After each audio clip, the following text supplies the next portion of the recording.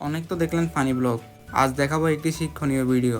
আজ আমরা যাব ইসলামী ব্যাংকে একটি অ্যাকাউন্ট খুলতে।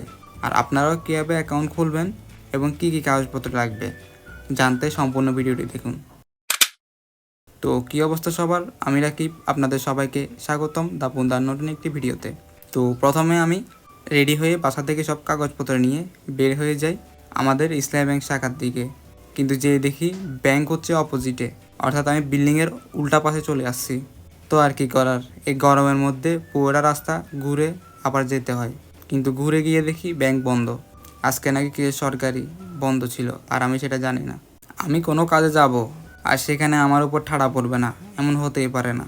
তো আর কি করার, চলে যাই বাসায়। এরপর দিন ঠিক সেম টাইমে আবার ব্যাংকে চলে আসি। ব্যাংকে ঢুকেই জিজ্ঞাসা করতেই আমাকে দেখিয়ে দেয় কোথায় নতুন অ্যাকাউন্ট খোলা হয়। এরপর সব কাগজপত্র নিয়ে আমি তাকে জমা দেই। আর আপনারা যারা যারা অ্যাকাউন্ট খুলতে যাচ্ছেন তারা এই কাগজগুলো নিয়ে গেলেই হবে, বাকি কাজ ওরাই করে দিবে। আর আমি যে ব্রাঞ্চে গিয়েছি সেখানে সবগুলোর মানুষই অনেক ফ্রেন্ডলি। তো যাই হোক, এই ভাইটাকে সব কাগজ দেওয়ার পরে প্রথমে সে আমার থেকে 4 থেকে 5টা সিগনেচার নেয়। এরপর সে আমাকে একটা রিসিট দেয় কাউন্টারে গিয়ে টাকা জমা দেওয়ার জন্য।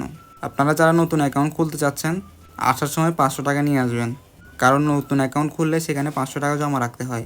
তো আমি কাউন্টারে গিয়ে টাকাটা জমা দেই এবং রিসিটটা নিয়ে আবার আগের জায়গায় চলে আসি।